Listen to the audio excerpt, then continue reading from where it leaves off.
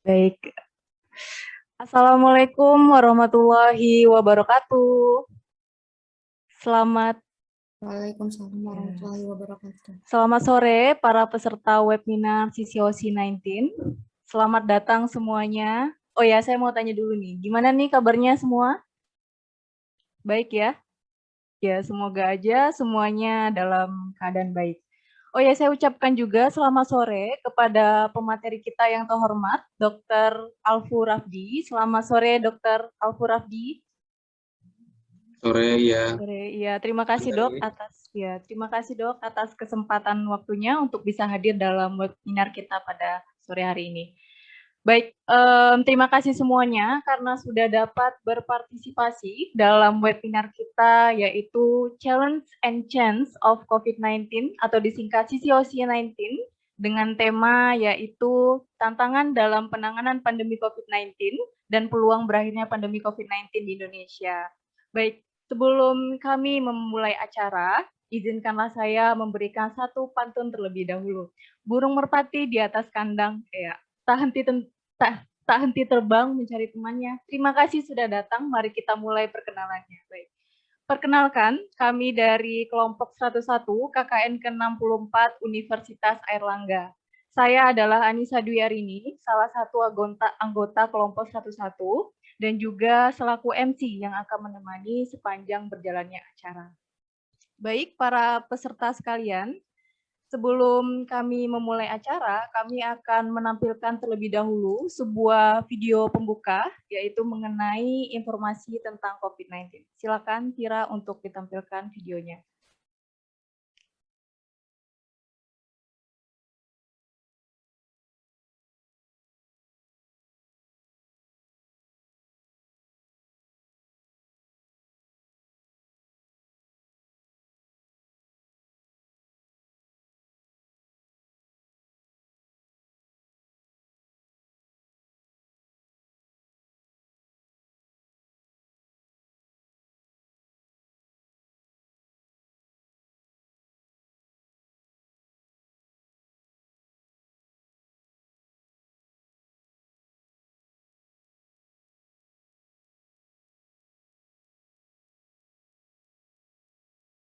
Dari rumah, terima kasih sudah bersabar dan mendukung panduan pemerintah untuk memutus rantai penyebaran virus corona. Di saat seperti ini, dukungan antar masyarakat sangat dibutuhkan.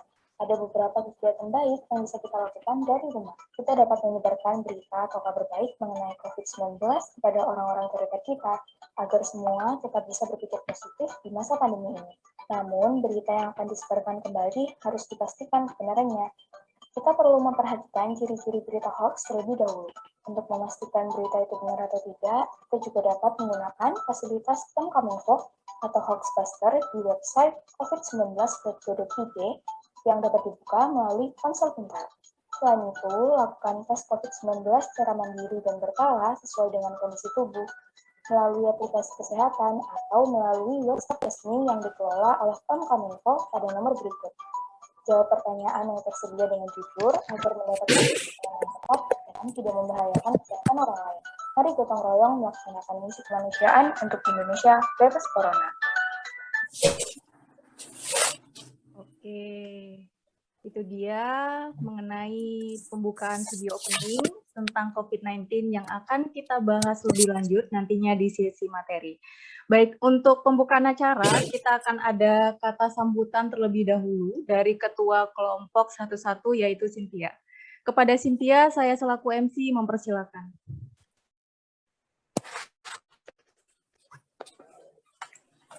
Assalamualaikum warahmatullahi wabarakatuh. Selamat sore.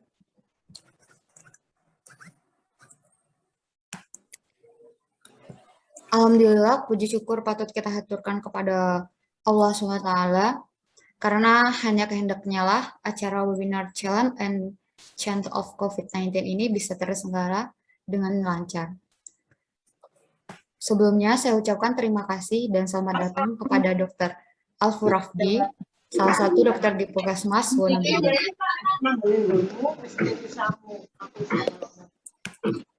Webinar ini akan membahas tentang tantangan dalam penanganan pandemi COVID-19 dan peluang berakhirnya pandemi COVID-19 di Indonesia.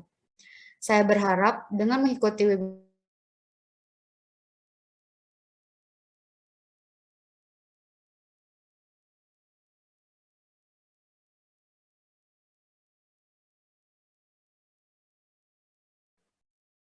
Sepertinya Cynthia ini nge-lag ya internetnya.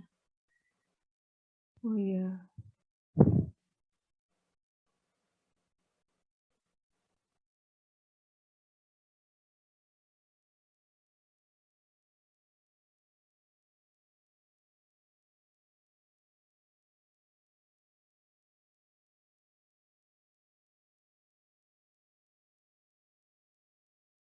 Baik, mohon maaf kepada para peserta sekalian, sepertinya Cynthia ada trouble dengan internetnya. Baik, kita langsung saja ya masuk ke acara yang intinya ya. Jadi kita akan langsung saja masuk ke acara sesi materi yang nantinya akan langsung disampaikan oleh Dr. Alfu Rabdi. Dan acara ini nantinya akan diambil alih oleh moderator kita yaitu Febrianti Nur. Kepada Febri, silakan.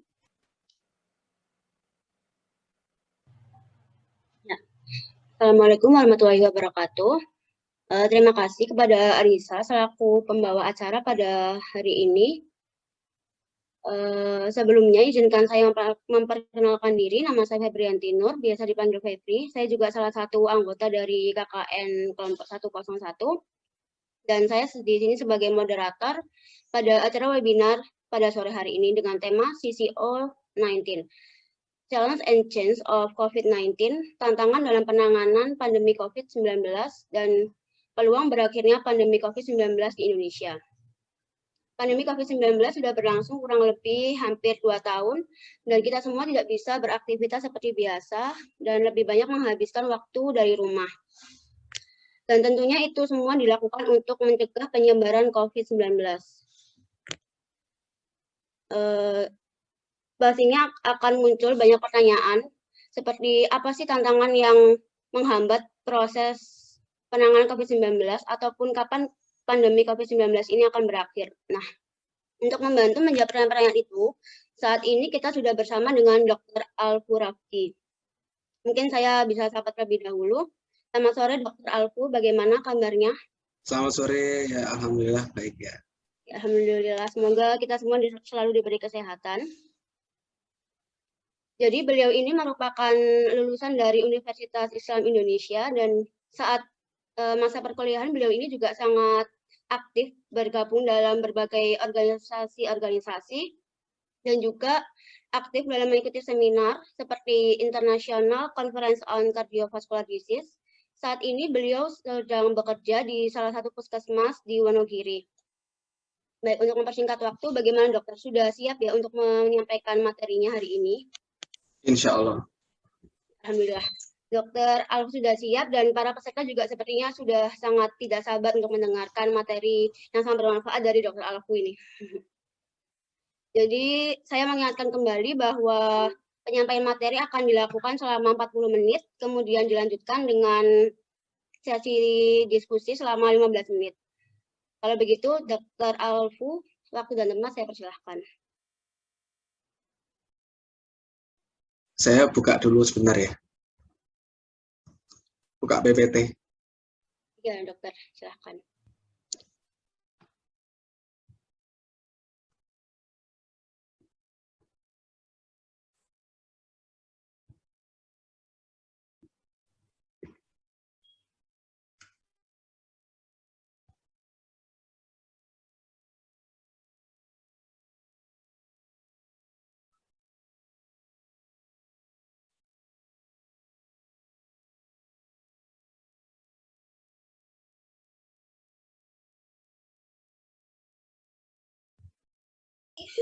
Sudah terlihat belum ya? sudah. Ya, sudah. Sudah, Dok. Oke. Ini sudah masuk ke ini ya. Ya, sudah dokter di slide pertama.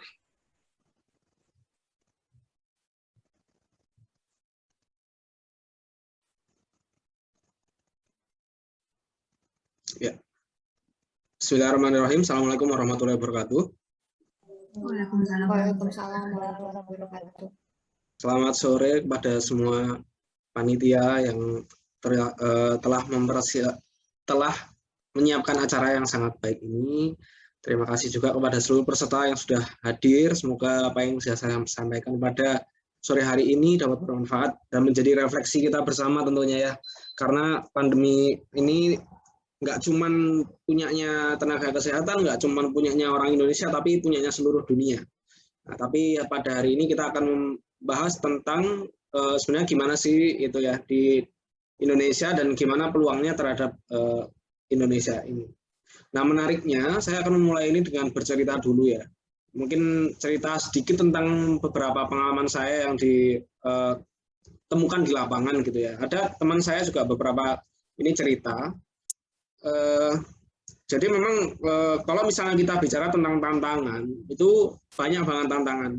Bahkan di setiap aspek kehidupan kita tuh nggak cuman pandemi aja ya. Pasti di setiap apa masalah aja pasti ada tantangan. Dan ini COVID ini juga sebuah masalah yang pasti ada tantangannya. Entah itu orang yang rusuh lah, atau entah memang terkendala sumber daya, atau segala macamnya, bencana, segala macamnya bisa. Nah ini tantangan yang saya dapati selama di lapangan itu lebih banyak ke arah sumber daya manusia. Jadi di sumber daya manusia.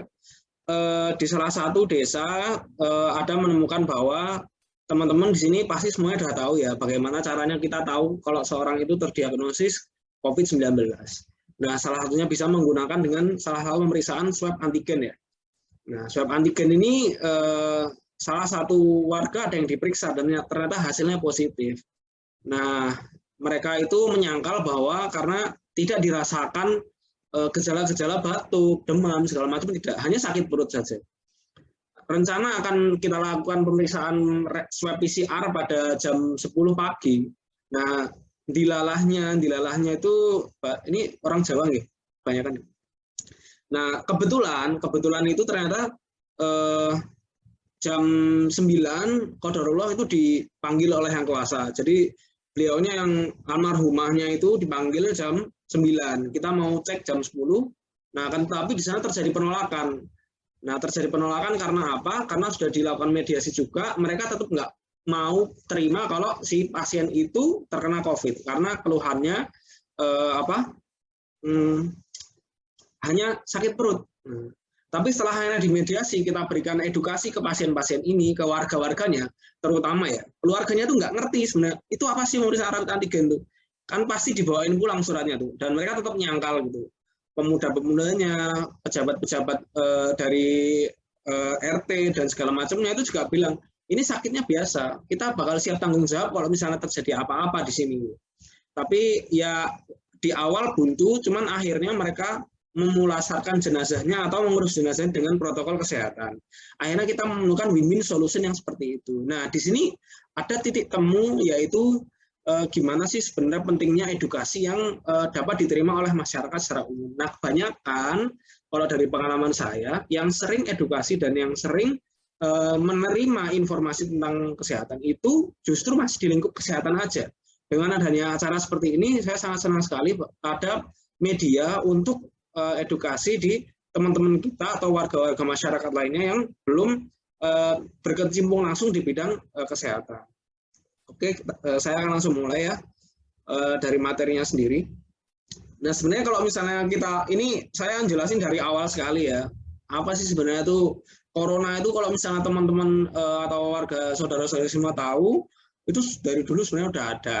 Namanya coronavirus itu udah ada. Cuman memang dulu belum ditemukan sebuah coronavirus yang ditemukan di Wuhan itu. Nah, jadi dulu memang SARS-CoV ini udah ada. Ini kan SARS-CoV-2 dan akhirnya dinamakan dengan COVID-19 atau di 2019 itu.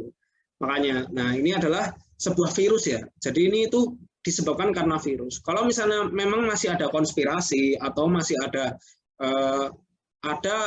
asumsi-asumsi atau pemikiran-pemikiran lain tentang bagaimana timbulnya virus corona ini ada. Nah, itu masih di luar dari ini. Tapi yang jelas virus corona ini ada, dan ini adalah virus yang kalau misalnya kita tarik ke penyakit di dalam tubuh manusia, semua virus yang ada dalam tubuh manusia itu bisa sembuh dengan sendirinya. Dan salah satunya ini itu adalah self-limiting disease atau penyakit yang dapat diatasi oleh diri sendiri, self. Nah, ini, nah jadi teman-teman di sini, kalau misalnya bicara tentang tantangan, sebenarnya yang saya masukkan pada tantangan yang paling besar itu adalah nanti ada di poin, yaitu adalah sebuah stigma pemikiran positif yang terlalu positif. Nah, jadi malah terlalu positif.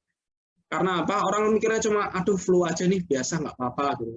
Cuman greges-greges kalau bahasa Jawanya ya. Jadi memang banyak yang datang ke puskesmas, datang ke klinik, periksa itu karena sakit batuk. Dan ketika ditanya, ini sakitnya kenapa gitu? Ada keluhan apa gitu? Kenapa periksa ke sini? Jawabnya, cuman batuk aja dok, biasa kok kayak gini.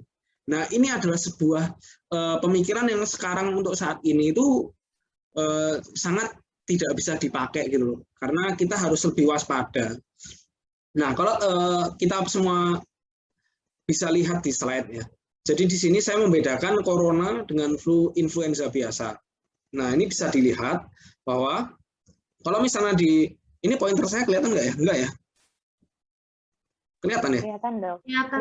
Kelihatan kok. Ini kalau misalnya kita lihat yang di sini, ini varian B117 ya, atau yang varian Delta. Nah, ini yang varian lama. Jadi virus corona ini bedanya dengan virus biasa. Kenapa sih kok bisa sebahaya ini? Kenapa sih kok bisa sampai semenyeramkan ini? Ya memang karena virus corona itu tingkat penularannya sangat lebih cepat dibandingkan virus flu. Jadi kalau misalnya dulu itu penularannya cuma 1 ke 3. Kalau 1 ke 3 berarti dari 3 orang akan ke 9. Dari 9 nanti akan ke lebih banyak lagi, 81. Dan begitu seterusnya. Nah, bayangkan kalau varian yang baru ini itu lebih bahaya. Yaitu lebih lebar gitu loh cakupannya. Jadi bisa 1 ke 5, 5 ke 25, 25 nanti ke 625. Itu kan lebih banyak sekali gitu loh. Jadi ini sangat beda gitu ya. Kalau flu kan sangat terbatas, dan flu kan kita udah mengalami ini udah lebih dari berapa tahun ya. Udah lama sekali, bahkan udah mungkin ada 1 abad gitu ya. Nah, jadi ini sudah lama sekali flu-nya. Tapi kalau corona ini karena baru, itu tingkat penularan dan antibodi yang dimiliki oleh tubuh itu masih kurang.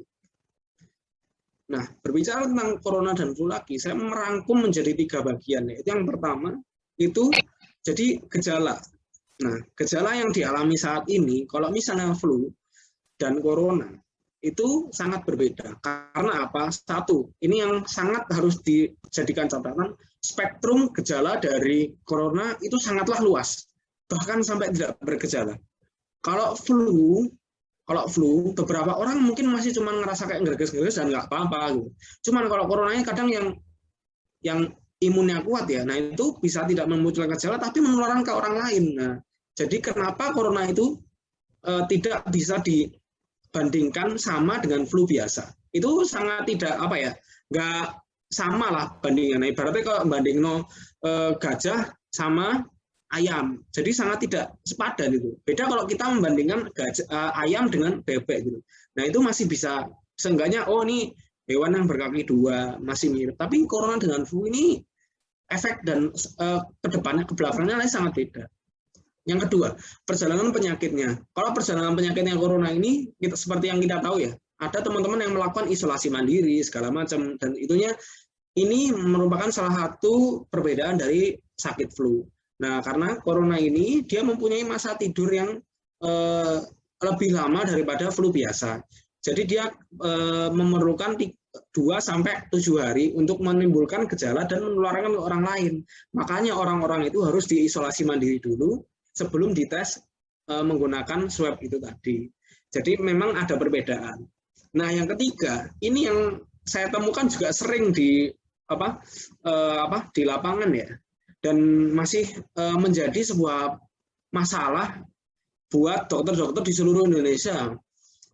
Itu kalau orang mau cek itu, bahkan terkadang saudara-saudara saya sendiri, keluarga saya sendiri itu juga takut gitu. Misalnya lagi flu gitu. Aku takut mau cek gitu. Takut nanti corona gitu. Aku lagi batuk nih, terus aku lagi pilek nih gitu. Nah, orang-orang mikir kalau misalnya setiap yang flu, setiap yang pilek, setiap yang bersin-bersin, kalau dicek pasti corona. Bahkan kemarin saya makan di warteg itu aja, ada orang bilang, sekarang tuh orang kalau dicek pasti positif. Gitu. beberapa ini lalu ada ya oknum dari pejabat publik itu juga bilang kalau misalnya semua orang pasti itu sekarang dicek pasti positif. Nah, ini kesalahan ya. Jadi salah satu kesalahan yang bisa diperbaiki. Jadi corona dan flu, ketika seseorang itu tidak terkena corona, tapi dia itu memunculkan gejala flu, pilek, batuk. Nah, tapi penyebabnya bukan corona. Dicek pakai swab antigen nggak akan positif. Kecuali alatnya rusak atau mungkin terkontaminasi dengan barang-barang lain, itu bisa jadi. Tapi kalau misalnya ada dia sakitnya bukan menyebabkan corona, bukan corona, ya bukan. Jadi teman-teman di sini atau warga-warga di sini semua untuk membantu menyukseskan corona ini selesai, wabah pandemi ini selesai, ketika jenengan-jenengan semua ini sakit atau apa, dan dilakukan pemeriksaan tes screening untuk COVID, nggak usah takut, pede aja. Insya Allah kalau misalnya bukan corona, itu tidak akan memunculkan hasil positif. Dan ternyata, nauzubillahnya ternyata positif corona, jenengan bisa lebih cepat untuk melakukan isolasi dan menyelamatkan keluarga-keluarga dan orang-orang terdekat. Itu ya. Aku nonton. Prinsipnya di sini adalah kita menyelamatkan orang-orang terdekat. Jadi bukan lagi ke diri sendiri. Nah, ini untuk perbedaan lagi dari corona dan flu ya. Jadi di Indonesia udah ada cara untuk mendiagnosisnya. Ini saya ambil dari sebuah pedoman di Indonesia. Cukup singkat aja biar teman-teman dan warga di sini semua tahu bahwa tidak serta-merta orang itu dinyatakan corona itu semudah itu. Tapi harus memenuhi beberapa kriteria-kriteria yang dipunyai oleh orang itu. Dan nanti ini baru ada dua ya. Kasus suspek, probable, dan terkonfirmasi. Kalau yang sering kita temui yang cuma sakit-sakit biasa, ISPA, terus riwayat berpergian itu suspek. Kalau misalnya ternyata dia punya kontak erat atau memenuhi kriteria-kriteria lain yang lebih banyak, nanti masuknya ke probable. Nah, itu yang sudah kayak ada tandanya lebih ke COVID gitu ya. Jadi misalnya ada pemeriksaan ronsen, ada kontak erat dengan penderita COVID, terus punya hilang pembau atau anosmia, hilang perasa, itu nanti itu bisa masuk ke arah probable. Dan kalau konfirmasi, berarti kalau misalnya sudah dicek dengan pemeriksaan antigen atau pemeriksaan PCR, nah ini yang perlu saya kasih tahu juga ya. Jadi ada orang yang tanpa gejala, nih kayak kita kayak kasusnya, misalnya si A ini dicek PCR ternyata positif gitu. Tapi dia nggak punya gejala apa-apa. Nah, dia itu udah termasuk terdiagnosis COVID-19. Tapi kalau ternyata dia itu baru diceknya pakai rapid antigen, ternyata positif, nah, dan tanpa gejala, itu belum tentu COVID. Tapi kita harus lihat dulu gejala klinisnya. Ada nggak kayak sesak, demam. Kalau ternyata punya gejala klinis atau punya kriteria probable tadi atau suspek tadi, berarti kemungkinan dia sudah bisa dinyatakan positif. Nah, kalau misalnya dia itu tidak positif rapidnya dan tidak memiliki kontak erat, tidak ada gejala-gejala yang mirip, tapi flu biasa, insya Allah bukan COVID. Dan nanti biasanya kalau punya riwayat kontak erat, itu harus dikonfirmasi dengan pemeriksaan PCR. Nah, jadi yang mana sih yang tes yang harus kita percayai sebenarnya? Kan di sini sekarang juga ada genose itu ya. Nah, kalau saya lebih memakai pedoman yang menggunakan diagnosis antigen dan PCR. Jadi saya kurang menyarankan untuk melihat dari hasil pemeriksaan yang lain. Antibodi dan antibodi dan genose itu saya kurang menyarankan untuk melihat kondisi dari kesehatan kita ya. Tapi kalau mau melakukan, saya tidak melarang. Nah, ini nih juga ada nih sekarang yang banyak ya. Jadi orang-orang itu pada bilang, wah saya nih habis divaksin terus jadi positif antigennya, nanti nggak bisa pergi-pergi gitu atau keluar kota atau kemana gitu ya, atau mungkin punya kerjaan yang harus dilakukan. Vaksinasi itu sangat tidak berpengaruh dengan hasil antigen maupun PCR. Jadi ketika seseorang itu diperiksa walaupun setelah vaksin atau sebelum vaksin itu dan ternyata hasilnya positif, itu sama sekali tidak berpengaruh dari kondisi si vaksinnya disuntikkan itu. Tapi ketika ada gejala-gejala yang dialami setelah vaksin, nah itu mungkin karena kita mencari antibodi yang akan terbentuk setelah disuntikkan vaksin gitu. Karena ketika setelah disuntik vaksin itu akan terbentuk antibodi yang nanti mungkin akan terjadi demam, pegel-pegel dan lain-lain. Oke, cukup ya tentang itu. Ini saya sih udah, insya Allah udah teman-teman di sini sudah paham semua ya tentang corona itu apa, terus gimana. Saya mau cerita juga tentang perjalanan COVID di Indonesia yang sekarang makin menjadi-jadi ya. Mungkin teman-teman di sini juga ngerasain yang KKN ini, saya dulu ngalami KKN offline nih, teman-teman KKN yang online gini pasti sangat beda rasanya gitu. Yang bisa ketemu sama warga, bisa bercengkrama langsung itu rasanya pasti beda banget. Nah ini per 5 Agustus kemarin, saya belum update lagi untuk hari ini, tapi ini per 5 Agustus. Ini kasus yang bertambah itu 35.000. Dari awal kita melakukan PPKM itu masih sempat mencapai 52.000. Nah itu target pemerintah itu menurunkan 10.000 per hari dalam masa PPKM. Nah tetapi ini masih belum tercapai. Nah karena apa? Ini belum ada penelitian pastinya, cuman beberapa pakar epidemiolog itu meneliti bahwa penyebab kenapa begini nanti akan saya jelaskan. Ada beberapa faktor yang di Indonesia ini kenapa sih kok bisa kayak gini gitu, belum turun-turun, malah makin ngeri gitu. Orang sampai mau berobat ke rumah sakit aja takut gitu. Coba sekarang orang tuh mau berobat kemana kalau enggak ke rumah sakit, enggak ke dokter. Kan ini tuh jadi momok ke semua orang gitu loh. Kasihan orang-orang yang ternyata itu enggak corona tapi dia butuh perawatan di rumah sakit gitu. Nah ini kondisi sekarang ya, teman bisa baca sekarang ini jumlah yang sekarang, untuk yang ini adalah penambahan per harinya ini. Nah, tapi memang ada kabar gembiranya. Kalau misalnya kita lihat di sini, Indonesia itu ini saya ambil di minggu ini ya. Jadi dari tanggal 5 kemarin sampai 1 minggu kemarin, itu di dunia masih mencapai peringkat ketiga dalam penambahan kasusnya ya. Jadi banyak sekali kemarin ya. Ini jadi saya ngambil beberapa di Worldometer. Ini adalah kondisi COVID di seluruh Indonesia. Walaupun teman-teman kalau nyari sekarang di Amerika itu sangat banyak sekali. Nah, akan tetapi positive rate di Indonesia ini juga sangat tinggi. Atau jumlah orang yang di tes dan ternyata hasilnya positif itu masih tinggi. Gitu. Jadi masih berkisar 20 sampai ke 40%. Jadi sangat tinggi. Nah, sebenarnya yang paling penting itu bukan penambahan kasus per hari atau yang angka kesembuhan atau jumlah meninggal atau apa, semuanya mungkin teman-teman bisa melihat dari kacamata yang lain ya. Tapi saya memberikan sebuah pandangan bahwa yang harus kita lebih lihat itu adalah penambahan kasus per hari dan jumlah testing per hari dibandingkan dengan hasil yang positif. Jadi ketika teman-teman misalnya dalam satu rumah itu dites yang misalnya satu rumah 10 orang gitu ya. Nah yang dites ini 10. Tapi ternyata yang positif itu 1 gitu. Nah itu kan bagus berarti ya. Jadi kan sedikit gitu yang terkena.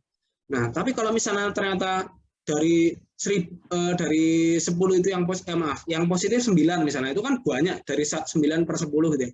Tapi kalau dari 9 yang positif 9, nah yang dites itu misalnya 10.000 gitu. Nah itu kan jumlah yang sangat sedikit gitu. Jadi positive rate ini sangatlah berperan penting dalam pensuksesan dari pandemi kita ini. Nah ini kabar baiknya ya teman-teman ya. Angka minus 19% ini ternyata sudah dimulai dari, ini adalah sebuah perkembangan dari awal PPKM kita. Ini dari 3 Agustus, jadi memang saya mencoba mengambil data-data terbaru, saya mau coba menyampaikan bahwa dulu 3 Agustus nih penambahan perharinya kita masih di nomor 4, 33.000. Ini 4 Agustus nambah lagi, jadi kayak gitu-gitu terus loh. Kayak masih belum ada tanda ini ya, belum ada tanda baiknya gitu. Nah, tapi ada kacamata lain yang teman-teman harus lihat dan warga-warga di sini lihat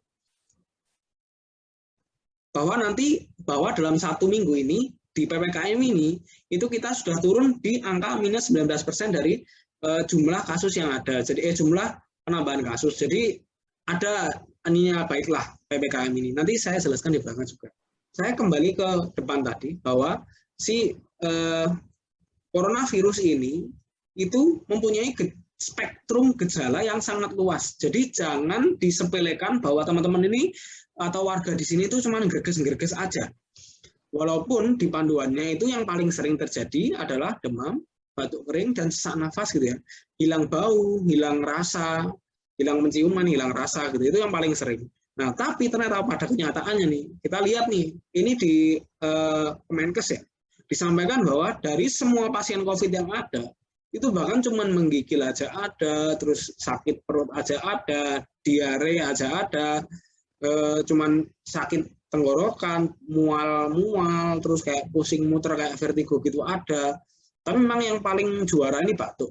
Jadi memang kan karena dia menyerang di saluran pernafasan. Nah, itu. Nah, untuk penularannya itu masih dari apa? Dari bersin, batuk, dan menghela nafas. Jadi ini juga masih ada penelitian bahwa gimana sih sebenarnya asap rokok itu bisa nularin nggak sih kalau dalam smoking area atau ada orang yang merokok, kita harus gimana? Ada baiknya kalau kita tetap pakai masker dan tetap jaga jarak aja. Jadi tetap waspada aja buat sama ke siapapun. Nah, terus gimana tuh kalau penularan yang kayak lewat kontak benda gitu, kayak misalnya habis megang sesuatu sama orang harus semprot-semprot dulu. Ada baiknya buat disemprot, itu bisa menularkan tapi sangat kecil, kecuali si dropletnya itu jatuh ke mana, ke si benda itu, terus kita misalnya nggak cuci tangan terus makan gitu. Nah, itu bisa. Nah, makanya di sini kenapa cuci tangan itu dan pakai alkohol itu sangatlah bagus untuk mencegah virus corona ini buat masuk ke tubuh kita. Karena si selaputnya dari virus corona itu, misalnya nih, ini virus corona nih. Nah, ini yang melindungi dari virus corona itu takut dengan, dia itu hidrofobik, atau dia itu nggak bisa hanya terguyur dengan air. Jadi kalau misalnya kita cuci tangan pakai air aja, itu nggak akan bisa larut. Tapi ketika kita pakai sabun, misalnya teman-teman ini habis makan gitu ya. Nah, habis makan tuh kan minyaknya ada di piringnya ada minyak-minyaknya tuh. Nah, itu sama, minyak itu kan hidrofobik, fobia atau fobia terhadap air. Jadi dia nggak bisa larut hanya dengan air. Makanya harus kita kasih sabun, dan mungkin alkohol itu bisa merusak dari selaput-selaput selnya si virusnya itu. Makanya jangan berhenti untuk cuci tangan dan pakai masker. Nah, oke, kita masuk ke peluang-peluang di Indonesia ini ya. Jadi ya apa yang udah ada itu adalah vaksin. Apa yang belum ada itulah pengobatan. Kalau misalnya ada orang-orang bilang, oh obat cacing, terus obat dexamethasone, segala macamnya, itu hanya untuk meringankan gejala.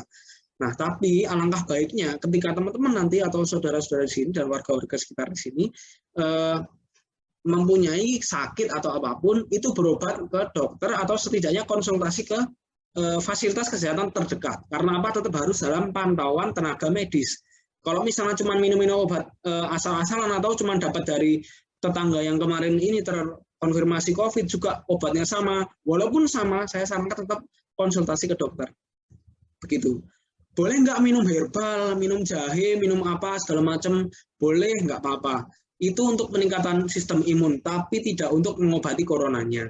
Jadi memang ada anggapan bahwa kayak banyak minum wedang jahe, ronde gitu kan enak ya gitu. Nah, cuman terus wah udah sering nih minum jahe, nggak apa-apa.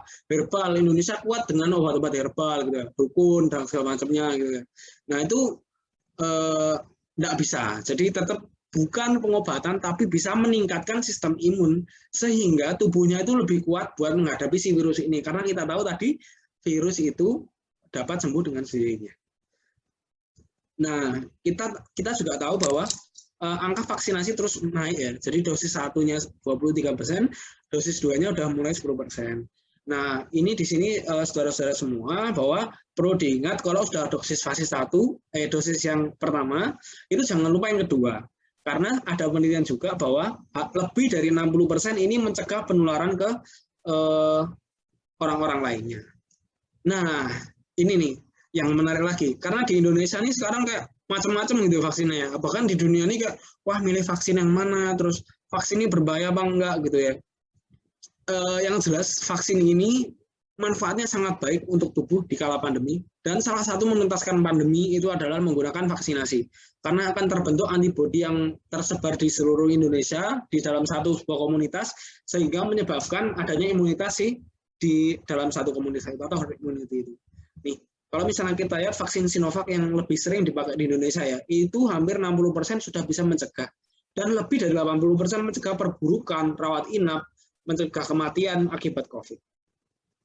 Terus ada vaksin AstraZeneca juga yang sekarang dipakai ya, yang jaraknya 2 bulan itu ya, ya 2 bulan ya 8 minggu ya. Nah itu lebih dari 60% mencegah COVID. Bahkan dosis pertama aja udah ada penelitian bahwa itu kalau misalnya dalam satu rumah itu 5 orang sudah vaksin semua dengan dosis pertama AstraZeneca, itu menurunkan 60% atau 60% pencegahan dari yang kena. Jadi akan lebih aman gitu keluarga-keluarga kita yang satu rumah. Oke, nah tadi saya sudah bilang ya kenapa PPKM ini efektif atau enggak, dan tadi di depan ada grafik dalam 1 minggu. Ini sampai ada orang tuh sekarang bikin meme seperti ini ya. Jadi meme ini sudah tersebar, makan cuma boleh 30 menit, sekarang udah naik jadi 30 menit ya. Jadi 20 menit dalam satu kali makan tuh gimana rasanya, kayak ikut MasterChef gitu ya, sangat cepet banget gitu. Nah ini sekarang tuh kita harus lihat sisi baiknya. Efektif ternyata. Jadi dari awal itu ini sudah menurunkan new case atau kasus-kasus baru sebanyak minus 19%. Jadi ini udah angka positif ini udah mulai turun gitu loh karena PPKM ini. Makanya kita ikut ayo bantu buat mencegah ini lagi. Ada sisi positifnya. Memang ini sangat berat sekali karena banyak yang nggak jadi jualan, banyak yang nggak bisa kemana-mana. Cuman ternyata kita lihat dengan kita seperti ini sebentar dulu, kita menggunakan sisa-sisa tenaga kita untuk kebaikan bersama, ada positifnya juga. Kalau misalnya kita memang peduli dengan lingkungan atau memang kita sayang buat kehidupan kita kembali ke dulu ya, saya juga pengen ini coronanya cepat selesai dan pengen segera lagi kayak main atau lepas masker kemana gitu ya, nggak usah pakai masker. Cuman kita ya emang harus susah-susah dulu kayak gini. Terus kayak ada pembatasan jam malam ya. Kalau kita lihat dari kacamata lain, tuh teman-teman saya yang kerja di malam-malam hari itu juga banyak bilang, yang di barista atau di warung-warung kopi gitu ya, itu pada bilang orang itu kan nggak kenal waktu gitu. Kalau misalnya malam ya tetap bisa terinfeksi ya, saya tetap jualan aja. Kita tidak berbicara tentang coronanya gitu teman-teman, tapi kita berbicara tentang manusianya yang berpergian. Karena corona ini sangat difasilitasi oleh orang-orang yang berpergian gitu ya. Jadi karena memang misalnya kalau teman-teman bayangin, kalau kuliah gitu dari sampai jam berapa sih? Kerja deh sampai jam 5 ya gitu ya. Sampai jam 5, dari jam 9 sampai jam 5 gitu. Nah kalau misalnya ternyata ini masih buka warung kopi, orang kan nggak langsung pulang ya, tapi dia mampir dulu ke warung kopi gitu. Ketemu orang-orang yang lain lagi. Nah penutupan atau pemberlakuan jam malam ini adalah gunanya untuk membatasi kegiatan-kegiatan yang tidak perlu dilakukan untuk mencegah pertemuan orang itu tadi. Jadi kita harus lihat sisi positifnya. Ini untuk pencegahannya. Nah, ini tadi. Saya kalau misalnya dibilang tantangan, sebenarnya sangat ya miris juga ya. Kalau misalnya kita melihat kepatuhan protokol kesehatan di Indonesia ini masih dibilang susah gitu ya. Jadi walaupun udah mulai banyak yang patuh, cuman memang susah gitu dan kolot-kolot gitu. Nah ini kita salah satu tantangannya itu yaitu ini, kita tetap senjata yang paling utama buat mencegah penularan virus corona itu bukan jahe, bukan obat-obat herbal atau segala macam cuman pakai masker 3M, masker, menjauh kerumunan dan menjaga jarak. Paling enggak itu dulu, itu sangat membantu buat pencegahan virus corona. Dan yang kedua itu pemerataan vaksin. Memang kalau misalnya saya tahu ya, maksudnya mungkin warga-warga di sini juga itu mau nyari vaksin itu susah gitu ya. Tapi seenggaknya kalau misalnya kita berusaha nanti bisa dapat wes. Usaha aja, tetap cari tahu informasi. Walaupun yang banyak teman-teman saya juga yang non medis gitu ya, tuh nyari gimana udah ada vaksin belum, aku dikasih info gitu. Yang dari Jogja sampai nyari ke Wonogiri gitu-gitu kan nggak bisa diberikan. Tapi kita tetap harus coba cari tahu info. Kalau misalnya ada info segera dikabarkan ke keluarga-keluarga atau warga-warga di sekitarnya. Jadi biar cepat. Nah terus yang ketiga ini adalah stigma yang sangat salah menurut saya ya. Jadi karena bukan salah, cuman kurang tepat di saat sekarang. Tapi warga-warga di sini juga, saudara-saudara semua juga perlu digarisbawahi bahwa kalau positive thinking itu jangan belandang gitu ya. Jadi jangan terlalu belandang. Misalnya, aku udah biasa kok sakit-sakit kayak gini, flu, batuk, pilek kayak gini biasa kok. Jangan sekarang. Kita jangan terlalu positive thinkingnya seperti ini. Aku orangnya ini kok memang nggak pernah keluar jadi nggak bakal kena virus tuh. Atau banyak positif thinking lainnya. Aku sering minum jahe kok jadi imunku kuat. Nah, terus aku harus main keluar jadi biar aku bahagia terus aku dapat imun yang kuat gitu. Tapi di sisi lain dia lagi sakit gitu. Nah ini adalah sebuah pemikiran-pemikiran yang perlu kita perbarui. Dan yang terakhir tuh adanya bad influence atau sebuah tantangan-tantangan kita seperti kemarin ada kasus itu ya, salah satu oknum dokter yang tertangkap akhirnya oleh di Polda Metro Jaya. Nah itu memang sebuah pengaruh-pengaruh buruk atau bad influence itu, sehingga kita yang tadinya udah bagus ininya edukasinya segala macamnya itu terus jadi ambles lagi itu karena ada edukasinya seperti itu. Nah, kalau kita bilang peluang atau chance dari Indonesia ini gimana? Ini baru berapa hari kemarin ini Pak Diki bilang ini. Pak Diki Budiman itu adalah salah satu pakar epidemiolog di Australia. Dia bahkan bilang, beliau orang Indonesia. Nah itu bilang kalau misalnya Indonesia ini berpeluang jadi negara terakhir yang keluar dari pandemi. Karena apa? Ini baru peluang ya. Mungkin terjadi seperti ini karena ngelihat kondisinya ada sekarang kayak gini, vaksin susah, orang-orang protokol susah, dan tracing itu sedikit gitu ya. Nah itu karena apa? Karena ini tracing dan treatmentnya ini masih kurang gitu. Jadi sekarang baru akan diberlakukan pemercepatan. Jadi misalnya tes. Jadi teman-teman dan warga-warga di sini semua, kalau misalnya ada yang datang ke rumah untuk tes swab antigen karena mungkin terkena kontak erat atau dari pribadinya itu merasa badan tidak enak, segera lakukan tes antigen mandiri, minimal antigen atau swab PCR. Karena ini sangat membantu orang-orang di sekitar. Ketika nanti itu tertracing atau ada orang yang terkena, itu akan langsung dilakukan isolasi. Dan ini bukan sebuah aib ya, saudara-saudara sekalian ya. Teman-teman nanti bahkan dari puskesmas itu akan dengan senang hati untuk membantu. Jadi kadang nih orang-orang di puskesmas itu atau saya sendiri kayak dimusuhi sama orang-orang warga gitu, kayak orang puskesmas nanti ambulannya lewat gitu terus kayak pada masuk gitu, takut atau segala macamnya. Padahal enggak, kita di sini sama-sama deh membantu, kita kerjasama gimana sih biar segera kelar dari pandemi ini gitu aja. Nah terus mobilitas warga ini yang sangat tinggi dan ini berkorelasi kuat dengan dengan varian baru. Jadi varian baru ini bisa muncul karena apa? Karena tiap orang itu kan makannya beda, terus gennya beda, struktur tubuhnya beda, DNA-nya beda, semuanya berbeda. Dan virus itu bisa bermutasi di setiap orang dan di setiap komunitas yang berbeda. Sehingga kalau misalnya ada orang yang meluncat-meluncat ke sana kemari, itu bisa menimbulkan varian-varian baru. Gitu. Apalagi yang misalnya dari luar negeri terus ke sini, gitu. Itu sangat berpotensi. Dan ini adalah sebuah peluang emas kita sebenarnya ya. Jadi kita perlu mendorong pemerintah untuk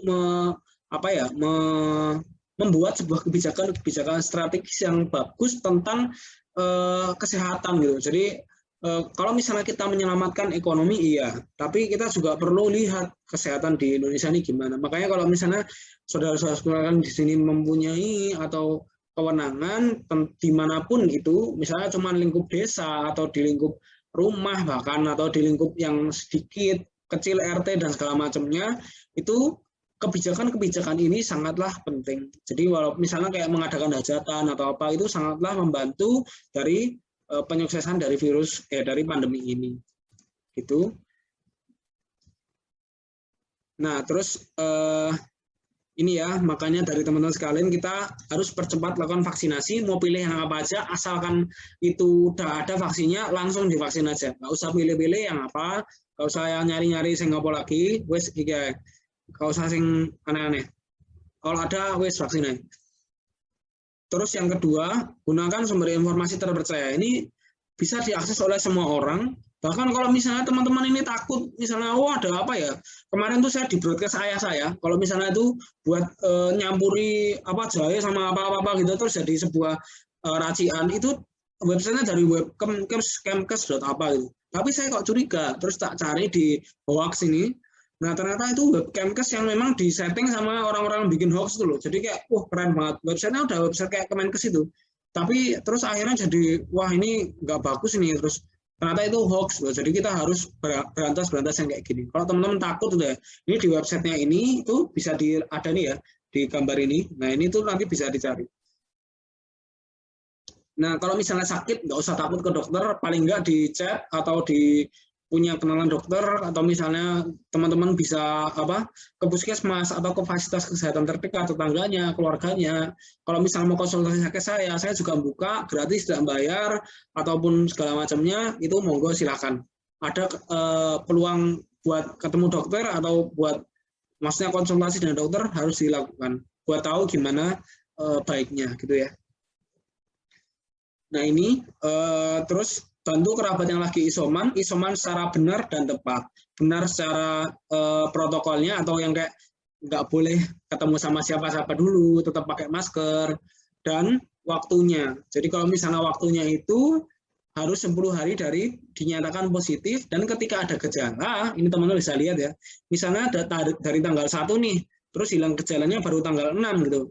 Nah, dia kan hilang gejalanya tanggal 6 tambah 3 masih 9, jadi dia tidak ada penambahan masa isolasi. Tapi ketika dia hilang di tesnya tanggal 1, ternyata hilang gejalanya baru tanggal 10, sedangkan dia itu isolasinya selesai harusnya tanggal 11, tapi dia baru hilang gejala tanggal 10, nah berarti harus ditambah 3 hari, jadi baru selesai isolasi tanggal 14 gitu. Kayak gitu, ini dibantu. Dan satu lagi, saya minta tolong, saya mengingatkan buat teman-teman semua, dan mengajak buat jangan sungkan untuk mengingatkan keluarga atau warga-warga di dekatnya yang lagi mungkin nongkrong atau lagi apa itu, untuk yang nggak pakai masker dikasih masker atau disuruh ngambil masker. Jadi ini masker ini perlindungan yang sangat penting buat kita. Jangan sungkan buat buat ngingetin itu ya. Oke. Cukup sekian dari saya, mohon maaf apabila ada kesalahan. Kita langsung masuk ke sesi tanya jawab ya, berarti MC, Mbak Anissa. Monggo saya kembalikan ke MC.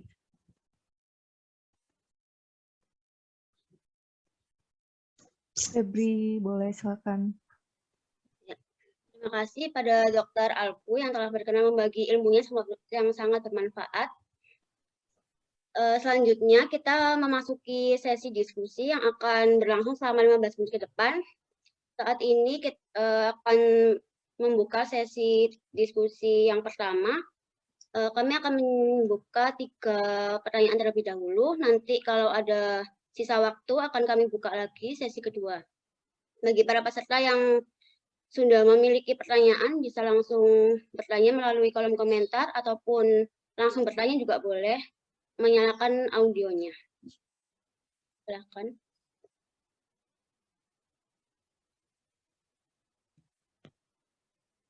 Mungkin sambil menunggu, mungkin saya berbincang-bincang dulu nih sama Dr. Alfu. Gimana dokter, masih semangat ya dokter mengisi acara hari ini? Kalau ini ya kesannya sih senang ya, karena ada media buat ketemu dengan masyarakat gitu ya. Jadi memang perlu banget kayak gini. Maaf nih tadi ininya speakerku mati jadinya nggak kedengaran. Mungkin ada pertanyaan atau apa ya? Ya mungkin nanti bisa saya bantu bacakan. Nah, ini kebetulan sudah ada pertanyaan di kolom komentar. Saya izin bacakan ya dok.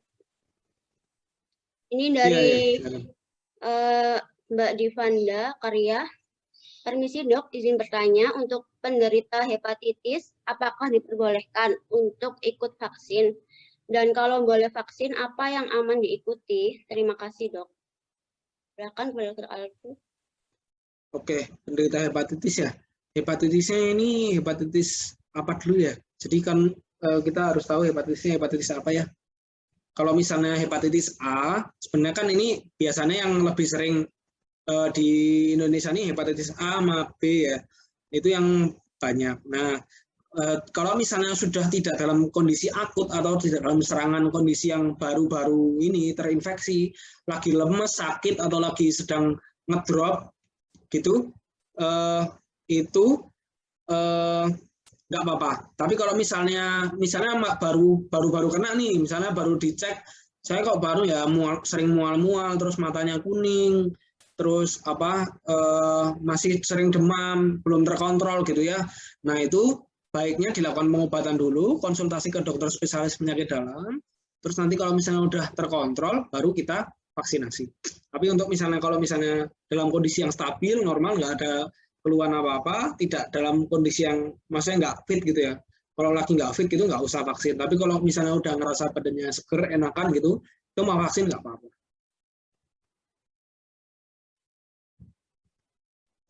Dan saran saya tetap, misalnya kalau pengobatan itu ada konsul dengan dokter penyakit dalam yang merawatnya. Karena ini kan virus hepatitis juga ada yang bisa menurunkan sistem imun dan dia biasanya ada superinfeksi dengan HIV ya. Jadi kalau misalnya dia ada sakit lain penyertanya, misalnya sakit imunodefisiensi atau penurunan sistem imun kayak HIV dan segala macamnya, itu perlu dikonsultasikan ke dokter spesialis dulu untuk vaksinasi.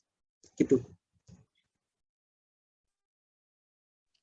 Ya, baik. Terima kasih untuk jawabannya dari Dr. Alfu. Bagaimana sudah puas ya dengan jawaban dari Dr. Alfu untuk Mbak Juvanda?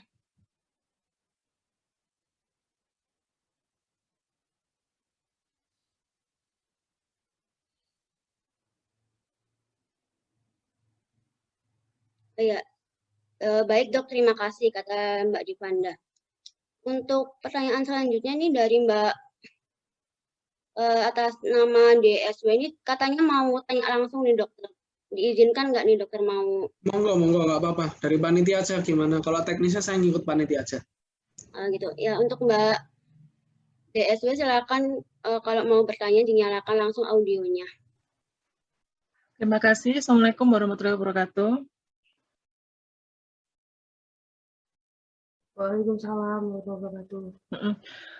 Dokter Alfu, ini saya kebetulan baru selesai isoman.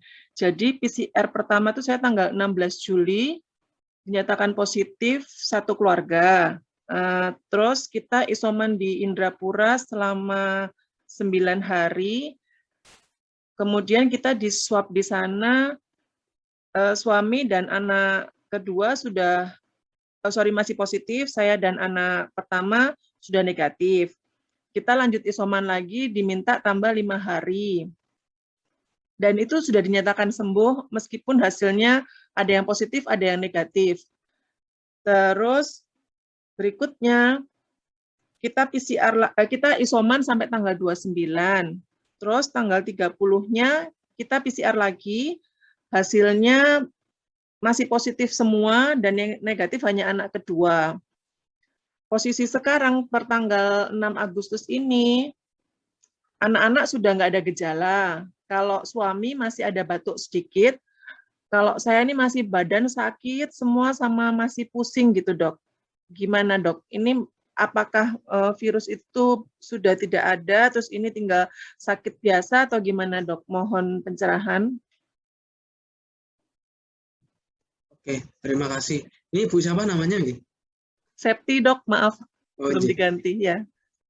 Oh iya, Bu Septi. Ini berarti sekarang di posisi masih isolasi atau udah beraktivitas? Sudah di rumah tapi belum masuk kerja. Karena itu tadi masih nggak enak, nggak fit gitu loh dok. Kayaknya kerja dikit sudah yang kayak meriang kayak gitu, terus cepet capek gitu. Tanggal 30 tadi terakhir tes PCR ya Bu ya? Terakhir PCR 30 ya. Ya, tanggal 30 Juli. Oke, ya ini jadi sebuah kasus yang menarik sekali ya buat kita bongkar bersama ya. Nah, ini jadi untuk pemeriksaan PCR ada baiknya untuk tidak dilakukan berkali-kali. Nah, jadi kalau yang kasusnya seperti Bu Septi ini itu adalah sebuah apa ya? Jadi kayak kesalahan yang tidak salah gitu loh. Jadi sebenarnya ini tuh salah, cuman yo nggak benar juga gitu loh. Jadi hasilnya ini PCR ini sebenarnya gini Bu Septi ya, saya jelasin dulu ya. Kalau PCR jenengan sakit gitu ya, ternyata terkonfirmasi positif tanggal 16 Juli. Nah, langkah yang harus jenengan lakukan kalau misalnya gejalanya tidak berat, itu paling bagus untuk paling disarankan untuk cek ulang itu hanya hari kedua setelah yang tanggal 16 Juli itu tadi. Dan selanjutnya melakukan isolasi mandiri selama 10 hari ditambah 3 hari bebas gejala. Nah, gitu kan. Jadi kalau misalnya gejalanya masih ada batuk berat, demam, terus anosmia atau hilang bau, hilang rasa, nah yang badannya greges nggak pena itu ditunggu 3 hari, setelah itu baru nanti bisa dinyatakan sembuh gitu ya. Nah, tapi ternyata nih ya, kita melihat dari kasusnya Bu Septi ini, kok ini masih berkepanjangan nih, dan hasilnya masih positif sampai tanggal 30 Juli. Bahkan itu udah lebih dari 2 minggu ya Bu ya. Jadi itu udah lebih dari 2 minggu isolasi mandirinya. Nah, ini gimana? Nah, memang hasil PCR itu masih bisa positif sampai 83 hari setelah infeksi pertama. Jadi masih ada ibaratnya kayak fragmen-fragmen virus, atau masih ada kayak kakinya, masih ada bagian-bagian virusnya gitu ya. Jadi kayak ada kepalanya yang sedikit potongan-potongan virusnya itu masih ada dan terdeteksi. Nah, kelemahannya dari PCR itu adalah dia nggak tahu, Bu. Dia tuh sebenarnya virusnya masih hidup atau enggak. Jadi si PCR itu hanya mendeteksi si virusnya itu ada atau enggak. Jadi materi genetik si virus itu ada atau enggak. Nah, cuman kalau misalnya dari cerita yang Ibu alami, itu Ibu sudah selesai masa isolasi mandirinya. Jadi ada kemungkinan besar itu kalau dari panduan yang kita pakai di Indonesia, Ibu sudah boleh bisa beraktivitas atau sudah selesai masa isolasi mandirinya. Tapi belum bisa dinyatakan sembuh karena masih ada fenomena long COVID atau COVID yang berkepanjangan. Nah, COVID yang berkepanjangan ini apa? Bukan dia itu yang bisa menularkan lagi ke orang lain, tapi dia itu adalah sisa-sisa gejala. Nah, jadi memang ini sisa-sisa gejala ini bahkan bisa bertahan sampai 3 bulan, Ibu. Nah, saran saya gimana? Ibu kalau misalnya ada obat yang cocok, atau misalnya minum obat herbal atau segala macam yang cocok, itu bisa dipakai. Nah, nanti ada baiknya kalau misalnya nanti Ibu itu isolasinya ada keterangan selesai isolasi dari fasilitas kesehatan terkait yang melakukan isolasi mandiri atau dari puskesmas bahwa sudah melakukan isolasi mandiri selama sekian hari. Nah, itu untuk surat keterangan selesai isolasi mandiri. Karena pemeriksaan PCR di tanggal 30 ini sebenarnya itu tidak disarankan, Ibu. Jadi Ibu sebenarnya sudah selesai masa penularannya. Jadi itu sudah tidak menular, tapi memang masih positif. Nah, itu jadi memang kadang kita terus jadi galau ini sebenarnya gimana kok misalnya masih ada positifnya, kita mau ngelepas juga kadang bingung. Nah, tapi terus akhirnya kemarin tuh dari dokter penyakit dalam ya, nah itu yang di Indonesia itu menyampaikan bahwa si COVID ini kalau misalnya sudah selesai masa isolasinya dan itu pemeriksaan PCR yang berulang-ulang terus kayak gitu itu tidak disarankan. Jadi kalau misalnya jenengan ini kemarin habis PCR tanggal 30 lagi ini, terus disuruh 10 hari lagi isolasi, nah itu wajar. Jadi ini buat keamanan atau memang buat kayak dari fasilitas kesehatannya nggak mau ngambil risiko gitu loh. Cuman memang kalau dari pendapat saya ya, ini kalau dari juknis atau penunjuk teknis yang sekarang di Indonesia, itu Ibu sudah tidak menularkan. Tapi memang belum sembuh atau masih ada gejala sisa yang bisa disembuhkan dengan obat. Jadi ini sakitnya tuh masih sakit apa ya, Dok? Istilahnya sisa-sisa gitu ya, sudah bukan sakit yang terkait COVID lagi gitu ya? Iya, ini memang masih terkait COVID, cuman kayak ada sisa-sisa sel radangnya gitu, Ibu. Jadi memang ada sisa-sisa gejala dari sakit COVID-nya itu. Cuman karena kan si COVID ini kan bikin namanya sitokin ya Bu ya. Jadi kalau misalnya orang itu radang di seluruh tubuhnya, itu nanti memunculkan respon imun atau jadi sistem imun kita tuh mengeluarkan sitokin. Nah, sitokin ini kalau banyak dalam tubuh itu bikin badannya enggak enak, terus pegel-pegel, keju-keju. Nah, itu masih bisa beredar di dalam darah kita, Bu, itunya. Sitokin itu. Makanya kayak terus kita jadi lemes, terus pegel-pegel, masih batuk gitu. Batuknya bahkan itu bisa bertahan sampai 3 bulan gitu loh. Jadi memang kayak akhirnya seperti itu kondisinya. Memang perburukannya atau bisa dihilangkan kondisi tubuhnya memang terus jadi kayak gitu karena sudah pernah terinfeksi COVID. Tapi enggak apa-apa Ibu, enggak usah khawatir, asalkan tidak terjadi perburukan kondisi yang sampai ngedrop, lemes, enggak mau makan, saturasi oksigen turun, itu insya Allah enggak apa-apa. Jadi misalnya terus nanti masih di rumah terus dipantau saturasi oksigennya, tidak terjadi sesak, gejala berat atau penurunan kesadaran, itu tidak apa-apa. Itu tidak perlu khawatir. Tapi saran saya tetap lapor puskesmas atau fasilitas kesehatan untuk dipantau secara langsung. Okay? Siap. Satu lagi dok, ini kalau misalkan dari kantor kan mintanya PCR negatif. Nah, saya harus nunggu sampai kapan nih biar bisa PCR negatif ya? Oh gitu ya. Waduh itu agak susah juga berarti ya. Iya. Nah, memang kalau misalnya memang kebijakan dari kantor seperti itu Ibu, ya nanti diulang lagi paling nggak seminggu lagi gitu. Kemarin itu apa ya? Nggak bisa juga. Kalau misalnya biasanya ya, ini 10 hari, jadi dicek ini kan, kalau orang-orang tuh kan biasanya ngelihat nilai CT ya, cuman kalau nilai CT yang naik itu kadang belum bisa buat menilai itu virusnya ada sedikit apa belum, cuman kalau udah ada progresivitas penaikan nilai CT, terus nanti di seminggu setelah dari tanggal 30 ini, atau mungkin berarti tanggal 10-an besok ya, nah itu nanti dicek lagi nggak apa-apa, kalau misalnya emang mau masuk kantor. Insya Allah sudah negatif. Siap. Berarti tanggal 10 ya dok, baiknya untuk PCR lagi ya? Enggak, 10 hari ya, 10 hari. Siap. Setelah tanggal 30 kemarin.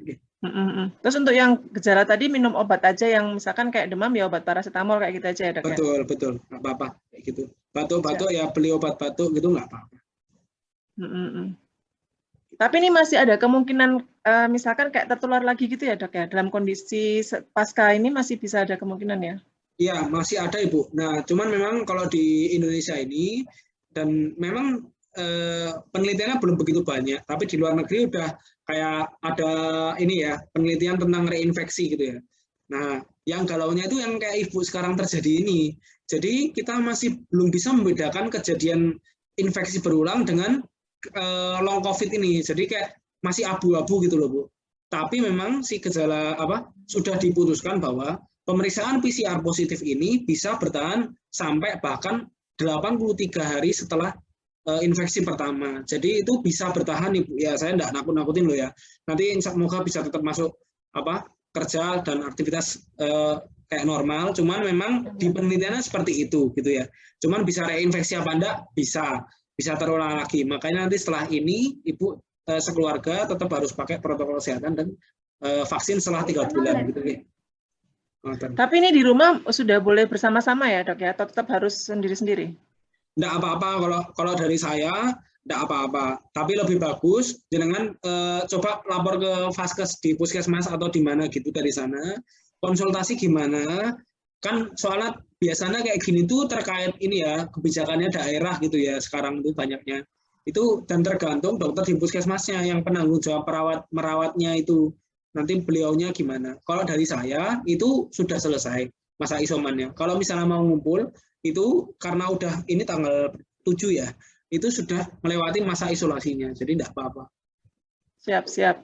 Oke dok, cukup. Makasih. Maaf lama. Makasih panitia. Makasih dokter. Terima kasih untuk Ibu Septi atas pertanyaannya dan Dr. Alfu untuk jawabannya sangat membantu. Kemudian ini di kolom komentar ada lagi untuk pertanyaan terakhir di sesi pertama ini dari Mbak Nidia. Silakan untuk menyalakan audionya. Maaf, tadi pertanyaan saya yang pengen saya tanya itu udah terjawab waktu di pertanyaannya Bu Septi tadi. Jadi maaf, mungkin nggak jadi.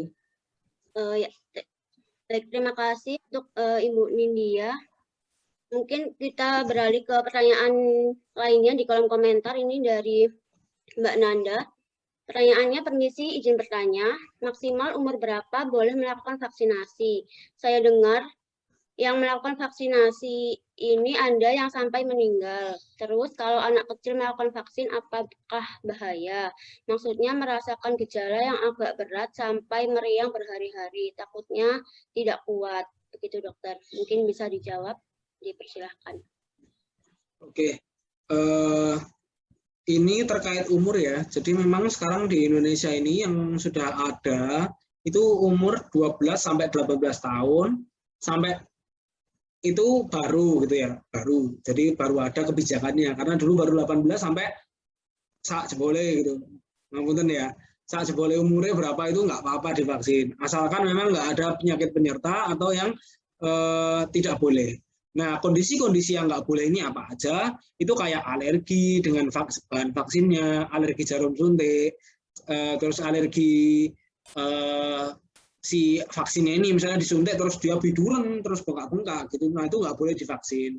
Terus kayak ada tadi yang sudah saya bilang itu apa? HIV atau penyakit-penyakit imunokompromis itu seperti yang kayak demam rematik, terus lupus, gitu-gitu itu harus dengan pantauan dokter penyakit dalamnya.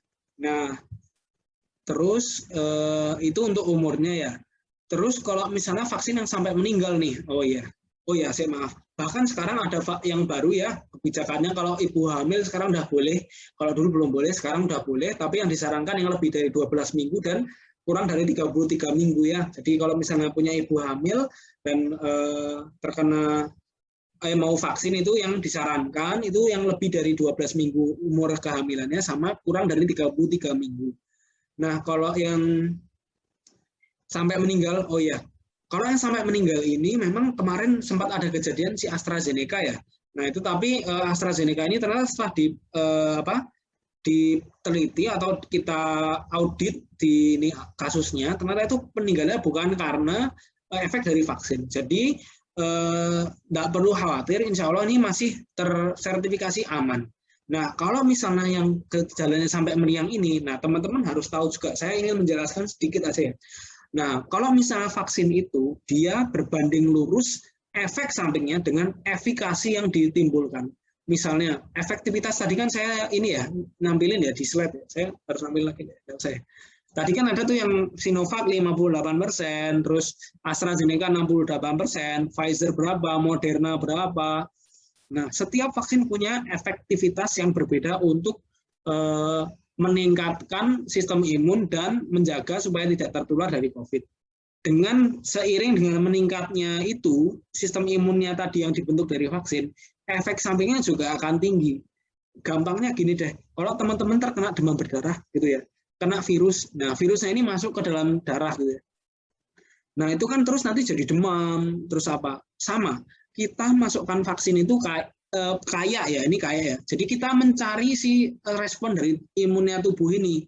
Kalau misalnya terbentuk antibodi, kalau si vaksinnya ini dikenalin sama tubuh kita sebagai kayak virus corona, nanti tubuh itu akan munculin, oh ini kayaknya ada virus corona deh, ayo kita hajar yuk, dihajar sama mereka, bleng, terus diinget nih sama tubuh nih, terus diingat sama tubuh, besok lagi kalau ada corona datang, nih yang kayak gini nih, yang mirip-mirip kayak gini nih, ini kita harus hajar, lebih hajarnya gitu. Nah, kalau misalnya si respon imun yang pertama tadi ngehajar vaksinnya itu bagus atau itu tuh jadi sampai ngerti ini corona ini pasti corona ini, nah, kan bagus tuh. Itu nanti efeknya juga lebih buruk, bukan buruk ya, lebih besar gitu ya. Jadi kayak lebih meriang, lebih pegel-pegel, sampai kayak lemes gitu bisa. Nah, kayak lemes yang sampai nggak mau makan gitu tuh kadang ada yang kayak gitu. Jadi sampai kayak kayak ngono iku lah, terus sampai lemes itu tuh ada. Jadi nanti tetap harus dirawat. Nah, gimana caranya kita tahu itu bahaya apa enggak? Makanya setelah vaksin itu nanti ada 30 menit untuk memantau kejadian ikutan pasca imunisasi atau KIPI di fasilitas kesehatan yang melakukan vaksinasi. Jadi kita nanti diem dulu di sana setengah jam, dipantau 2 hari ada gejala apa enggak. Kalau enggak ada, setengah jam juga boleh pulang. Kalau misalnya udah lebih dari 24 jam, insya Allah itu bukan dari efek dari vaksinnya. Jadi nggak apa-apa. Tidak ada batasan umur, cuman kalau minimal umurnya di Indonesia sekarang masih 12 tahun. Jadi yang usia sekolah segitu. Kalau misalnya sedang dalam keadaan tidak kuat atau lagi meriang, nggak fit, nggak usah vaksin dulu. Nanti nunggu udah sehat, sembuhan, baru vaksin.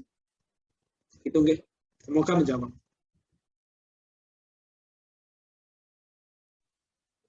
Baik, terima kasih untuk Saudara Alfu untuk pertanyaannya. Ini sebenarnya sepertinya sudah 15 menit, namun ternyata tadi Dokter Alfu materinya nggak sampai 40 menit, jadi masih ada sampai jam 4.45.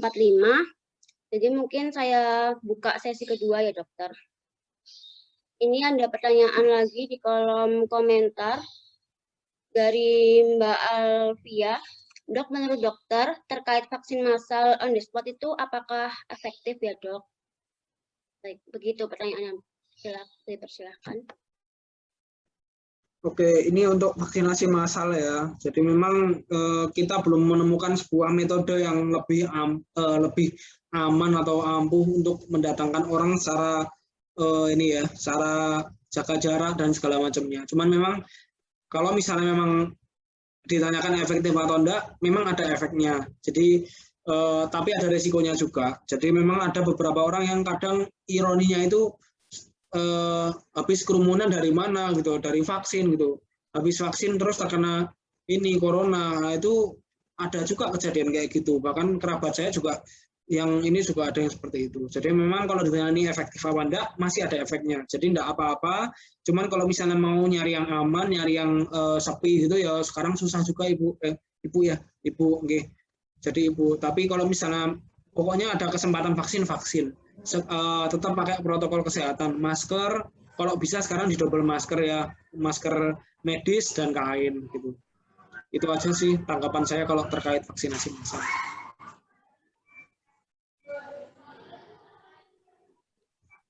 Ya, sepertinya sudah cukup menjawab ya untuk pertanyaan dari Mbak Alvia. Selanjutnya ini ada pertanyaan dari Ibu Eka Rusidayati. Dok, izin bertanya, anak saya umurnya 15 tahun, ada alergi tiap pagi itu seperti pilek dan kadang gatal-gatal. Kondisi seperti ini apakah boleh untuk divaksinasi ya, Dok? Oke, baik ya. Tentang alergi ini ya. Jadi alergi yang dimaksud di sini biasanya alergi yang terkait dengan bahan vaksin atau dengan jarum suntik ya, Bu ya, atau bahan plastik yang ada di suntikannya itu. Tapi kalau misalnya alerginya terhadap bahan-bahan kayak alergi dingin, alergi makanan, alergi apalagi ya, debu gitu, itu masih enggak apa-apa untuk divaksinasi. Ada kalau misalnya memang dulu anaknya itu ada riwayat pernah vaksin di umur-umur awal yang dulu imunisasi pertama-tama itu, kalau memang udah pernah imunisasi, insya Allah aman buat divaksinasi COVID. Enggak apa-apa. Kita lihat umurnya dulu aja. Kalau misalnya udah usia sekolah sih udah boleh ya sekarang. Gitu. Semoga menjawab. Terima kasih untuk jawaban dari pertanyaan Ibu Eka Rusidayati. Selanjutnya ada pertanyaan dari Nidia Putri Andini. Saya ada pertanyaan baru. Jadi tadi sempat dijelaskan jika kita sedang isoman, kemudian gejalanya tidak hilang, maka harus konsul ke dokter. Nah, bagaimana jika gejalanya semakin parah, bahkan sebelum 10 hari? Apakah harus tunggu lebih dari 14 hari baru dirujuk, atau langsung bisa ke rumah sakit? Baik, oke. Insya Allah saya sudah paham dengan apa pertanyaannya. Jadi, nah ini juga salah satu kejadian yang sangat sering sekali belakangan ini di Indonesia, atau yang bisa kita sebut fenomenanya dengan fenomena tapal kuda. Jadi fenomena tapal kuda ini sering terjadi dengan tiba-tiba naik turun gitu, tiba-tiba ngedrop, kok tiba-tiba sakit, tiba-tiba bisa sesek gitu ya, tiba-tiba bisa semaput gitu. Nah ini juga sering terjadi, biasanya lebih sering terjadi pada lansia ya, karena memang pada ini kan pertanyaan hari ke-10 ya, memang banyak kasusnya ini Mbak Nidia, banyak sekali kasusnya. Jadi lansia-lansia ini saya ambil kasus ya. Jadi lansia-lansia ini dia banyak yang gejalanya itu menyerang ke saluran pencernaan, kayak anosmia, terus yang dia kurang bisa merasa, terus mual-mual, diare. Nah itu menyebabkan si lansia ini malas makan gitu. Sehingga ketika dia malas makan, nggak ada intake nutrisi yang cukup, atau asupan nutrisi yang cukup, asupan minum yang cukup. Jadi kondisi tubuhnya dehidrasi, kurang nutrisi, kan jadi nggak fit tuh. Otomatis imunnya jadi turun. Nah di hari ke-8 ini padahal awal-awalnya tadi bagus-bagus saja, akhirnya muncul infeksi-infeksi sekunder atau infeksi yang bukan disebabkan oleh COVID-nya, atau mungkin ada bakteri lain masuk atau ada yang lain masuk. Nah, itu biasanya terjadi perburukan di situ. Boleh atau enggak ke rumah sakit sebelum 10 hari atau sebelum 14 hari ya di situ ya. Boleh, justru ketika bahkan semua pasien saya yang lagi isoman, kalau udah nggak mau makan, langsung dibawa ke rumah sakit. Karena psikologinya di sini, kalau misalnya udah nggak mau makan, aduh udah susah banget. Begitu nggak mau makan tuh udah nggak mau makan sama sekali. Jadi kayak wes rampungnya makannya nggak usah makan gitu. Jadi kayak nggak makan, nggak minum, nggak apa-apa, ngerasa badannya sehat, tahu-tahu saturasinya turun. Bahkan kemarin ada yang saturasinya sampai nggak terdeteksi pakai alat itu. Jadi yang alat sederhana itu.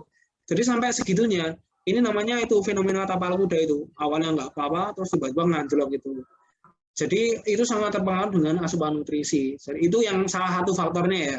Tapi bisa juga yang lainnya. Kayak misalnya ini kan gejalanya memburuk ya. Nah, jadi memang ada penyakit-penyakit tertentu kayak diabetes mellitus atau kencing manis, darah tinggi. Nah, orang-orang dengan darah tinggi, orang dengan diabetes mellitus dan obesitas ini sangat perlu dipantau. Jadi saya memberikan perhatian lebih ke pasien-pasien itu karena apa? Karena itu kayak guatok banget. Jadi kayak semut dan gula lah ibaratnya, kayak gula itu penyakitnya, semutnya itu COVID-nya. Punya hipertensi itu ada COVID, wah langsung bahaya itu. Jadi perburukannya bisa lebih cepat terjadi daripada yang nggak punya. Jadi memang nggak apa-apa ya kalau misalnya mau dibawa ke rumah sakit sendiri atau mau dirujuk. Yang jelas kalau misalnya memang perlu oksigen harus dibawa. Dan asupan nutrisinya harus terjaga. Gitu nggih, semoga menjawab. Ya, udah menjawab banget. Terima kasih. Ya, terima kasih kepada Dr. Alfu.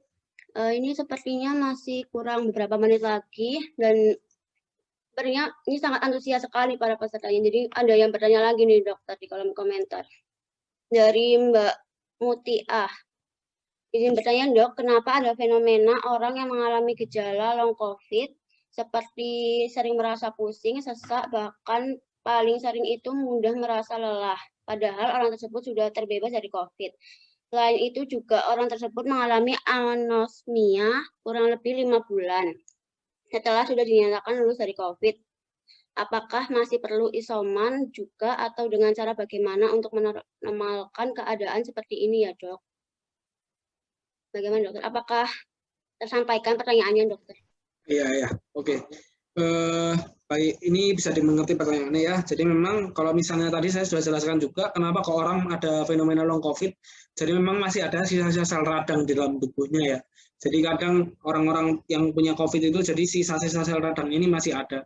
Cuman memang nggak bisa kita samaratakan ke semua orang. Jadi memang ada orang-orang tertentu yang nah ini siapa aja yang bisa kena fenomena long COVID ini juga belum jelas. Tapi yang jelas kalau misalnya terkena fenomena long COVID ini nggak perlu khawatir.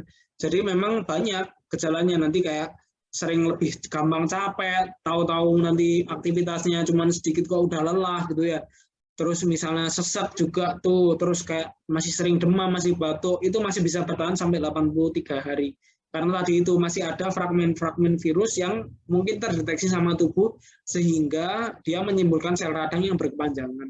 Nah itu nggak perlu khawatir ya Mbak, di sini tetap nanti ada obatnya. Jadi nanti konsultasi ke dokter aja, nggak apa-apa, minta obat itu insya Allah dokternya ngerti kok itu ada long COVID. Nah terus untuk anosmia ya, anosmia lebih dari 5 bulan setelah lulus COVID. Nah memang anosmia ini dulu ya, dulu tuh belum disarankan untuk terapi membau. Tapi kalau sekarang udah boleh terapi membau itu ya. Jadi ada beberapa zat-zat yang disarankan. Ini kemarin saya berdapat info, maaf ya, bahwa yang paling umum yang saya dengar itu, kalau misalnya teman-teman di sini atau saudara-saudara warga di sini punya aromaterapi yang biasanya dipakai di diffuser itu loh, yang buat parfum ruangan itu bisa dipakai semua. Eukaliptus, minyak kayu putih, nah itu bisa dipakai. Dihirup selama 20 detik. Jadi dihirup 20 detik buat bantu ngidupin si itunya. Si indera-indera perasanya. Karena di sana di sini di hidung ini banyak sel-sel olfaktori atau sel-sel pembau. Jadi si reseptor-reseptornya itu rusak gitu. Kena si COVID-nya ini. Jadi memang perlu dirangsang, itu nggak apa-apa. Nah, itu memang perlu kesabaran yang ekstra ya kalau udah kayak gitu ya. Ini ada ya, tak bacain aja ya. Ini aku nggak hafal semua. Itu ada coklat, bisa, madu, cengkeh, terus lavender, bawang putih, kayu putih, lemon, kayu manis, kopi-kopian itu bisa. Jadi teman-teman misalnya punya parfum, itu juga gampangnya ya. Kalau misalnya susah menghafal, kan bawang putih ya mesti ada di rumah atau kan masak semua ya. Nah itu bawang putih boleh, terus minyak kayu putih juga gampang didapat, jadi kayak gitu bisa dihirup selama 20 detik, boleh. Gitu, semoga menjawab ya, atau ada yang belum terjawab nih?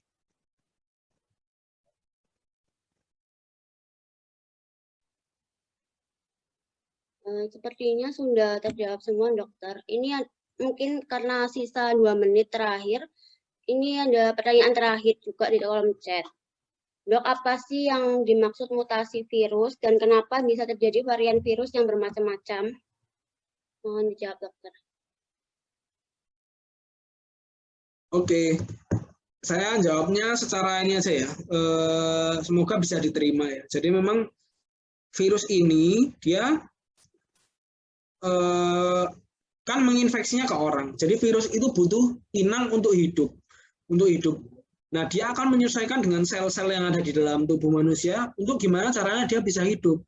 Nah, ibaratnya kayak kamu ini loh apa nomaden gitu loh. Jadi apa hidup di sini pindah lagi ke sana. Nanti kalau misalnya hidup di mana di Afrika tuh harus pakai mungkin baju yang lebih terbuka karena panas banget di sana, atau kita beli AC aja sekalian gitu ya.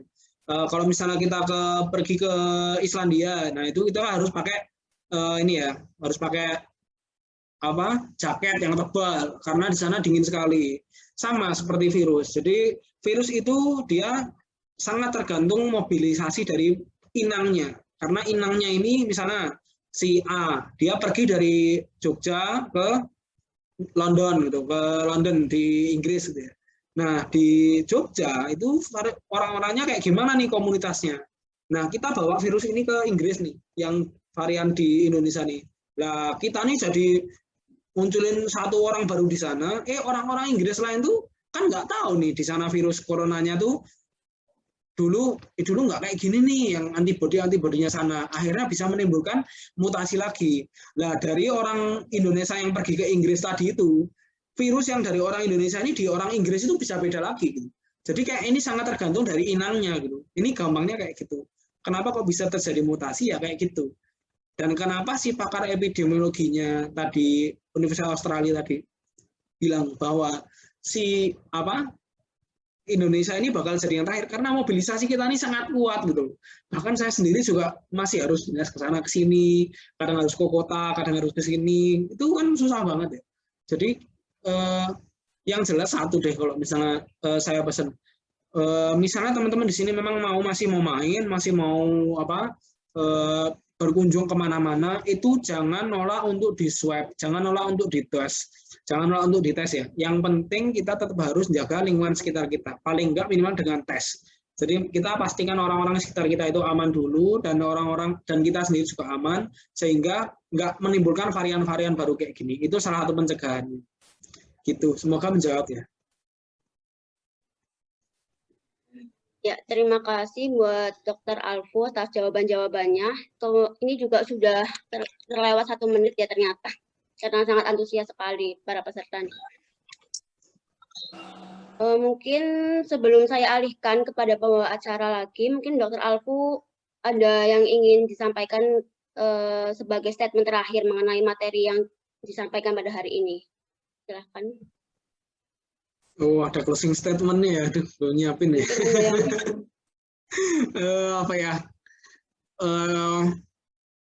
Semangat aja deh pokoknya. Kita semangat aja buat ngadepin pandemi ini. Ini bukan masalah satu orang, tapi ini masalah kita bersama. Semuanya terkena, kita nggak ada yang egois dalam bermasalah ini. Harus saling gotong royong.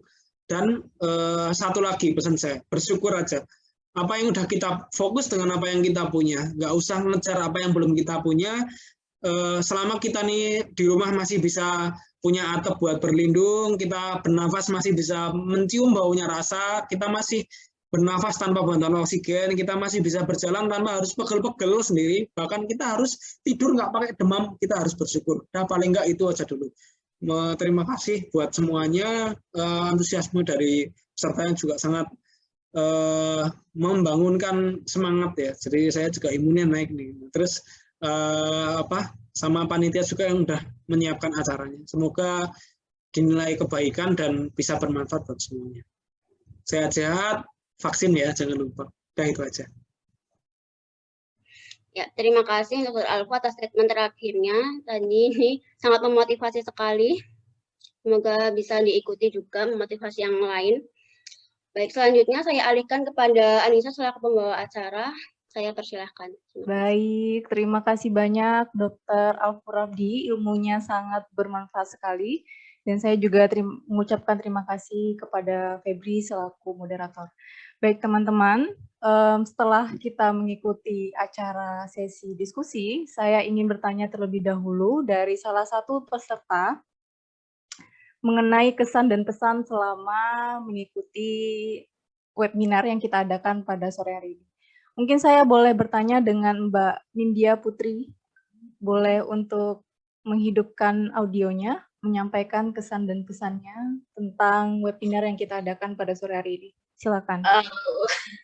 Ya, halo Mbak. Iya, halo. Iya, halo. Kaget tiba-tiba diminta untuk pesan-pesan. Silakan Mbak.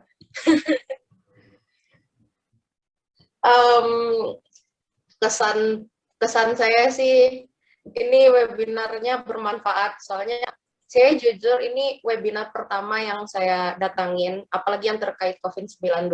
Karena selama ini kalau saya nyari informasi itu rata-rata saya selalu pergi ke Twitter, karena di Twitter itu kan kayak banyak juga bertebaran dokter, terus bikin thread. Tapi itu pun bikin utas gitu ya, utas itu semacam kayak informasi tapi panjang gitu dalam Twitter. Tapi itu pun juga banyak info yang simpang siur gitu loh. Saya nggak nyangka kalau platform yang se-update Twitter juga banyak info simpang siur gitu loh. Dan malah ketika saya pergi ke WhatsApp keluarga itu malah di sana yang banyak info benernya gitu loh. Maksudnya tuh kayak, oh ini saya dapat info dari dokter karena misalnya ada om saya gitu. Om saya kan baru aja habis kena gitu, habis isoman, terus kemarin habis tes rapid antigen itu dapat negatif juga. Terus katanya ini kata dokter tuh ini dicatat semuanya terus dikasih ke grup WA. Cuma tetap aja saya itu kan kayak oke, kalau saya nggak experience langsung, nggak ngomong langsung sama dokternya atau nggak ada diskusi langsung sama dokternya gitu kan kayak saya juga agak susah untuk percaya gitu. Apalagi saya dari Fakultas Sains dan Teknologi, saya lebih suka nyari source itu dari sumber pertama gitu atau sumber terpercaya. Nah, jadi dari webinar ini ada pembicaranya langsung dari Dr. Alfu ya. Terima kasih banyak karena informasi yang sudah diberikan. Saya juga ini baru tahu tuh informasi tentang yang kalau habis vaksin terus mau tes PCR atau tes antigen itu ternyata hasilnya tuh nggak mempengaruhi dari yang vaksin itu tadi gitu ya. Soalnya saya kemarin itu punya sepupu, dia kan akademi di kepolisian. Nah, dia tuh kan termasuk orang-orang pertama yang dapat vaksin. Pokoknya itu udah Agustus atau September tahun lalu. Jadi dia udah dapat vaksin paling duluan. Nah, ketika dia dapat vaksin, terus 2 hari kemudian dia itu tes PCR karena harus terbang balik ke Semarang. Nah itu dia dapat positif. Terus banyak yang bilang itu kamu positifnya pasti karena habis vaksin tuh. Jadi kamu harus nunggu vaksinnya kayak nyerap ke tubuh dulu atau gimana gitu kan. Baru bisa tes lagi. Akhirnya dia diam dulu di rumahnya isoman 2 minggu. Baru bisa dia tes lagi terus berangkat kembali ke Semarang. Nah itu saya baru tahu ternyata dari penjelasan dokter kalau vaksin itu nggak mempengaruhi hasil gitu. Jadi mungkin sepupu saya itu beneran kena dari siapa gitu. Saya juga nggak tahu dari mana.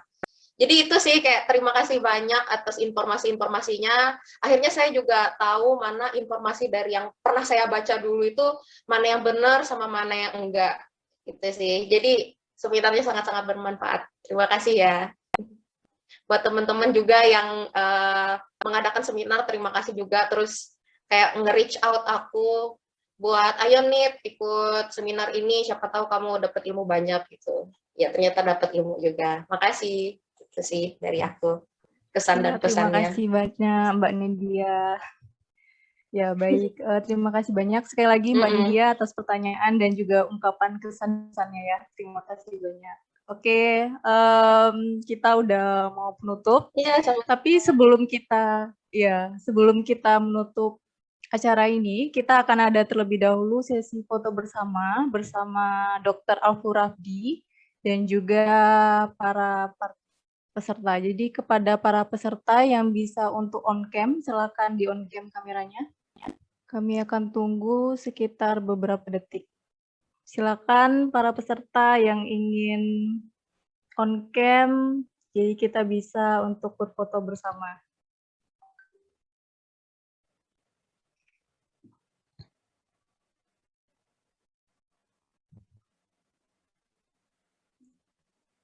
Sudah ya, sepertinya kita bisa langsung saja mulai.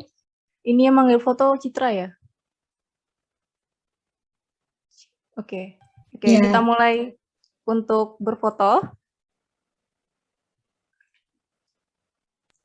Dalam hitungan, dalam hitungan 3, 2, 1. Oke, terima kasih banyak. Oh, kita foto bebas juga dong. Oke. Semuanya bebas, fotonya boleh cheese, boleh sarangnya, sembarang deh. Oke, kita mulai ya. Dalam hitungan 3, 2, 1. Oke, terima kasih banyak kepada para peserta. Ya, sebelum kita masuk ke acara penutup, ya, saya mau mengumumkan dulu mengenai hadiah atau yang sudah kami lampirkan juga di poster. Jadi dari seluruh peserta, kami sudah memilih beberapa peserta yang sudah kami acak secara random. Jadi peserta yang beruntung nantinya akan kami sampaikan di grup. Dan juga untuk para peserta yang tadi di sesi diskusi bertanya, kami akan pilih 3 pertanyaan terbaik yang nantinya akan kami berikan hadiah. Untuk info selanjutnya akan kami sebarkan di grup. Terima kasih. Oke, terima kasih banyak semuanya. Terima kasih banyak Dr. Alfu Rafdi. Ilmunya sangat bermanfaat sekali. Semoga apa yang kita, terima kasih dokter. Semoga apa yang kita dapatkan pada sore hari ini dapat menyadarkan dan menggerakkan banyak masyarakat untuk tetap menjaga yang namanya protokol kesehatan. Dan juga semoga juga ya kita bisa bersama-sama menciptakan peluang untuk membebaskan atau meminimalisir penyebaran dari COVID-19 ini di Indonesia. Baik, terima kasih semuanya. Saya Anissa selaku MC pamit undur diri. Mohon maaf apabila ada salah kata. Kami sudah dengan wassalamualaikum warahmatullahi wabarakatuh. Terima kasih banyak dokter, terima kasih banyak para peserta. Terima kasih. Oke, acara ini ditutup. Sampai jumpa. Terima kasih. Saya live ya, izin live ya.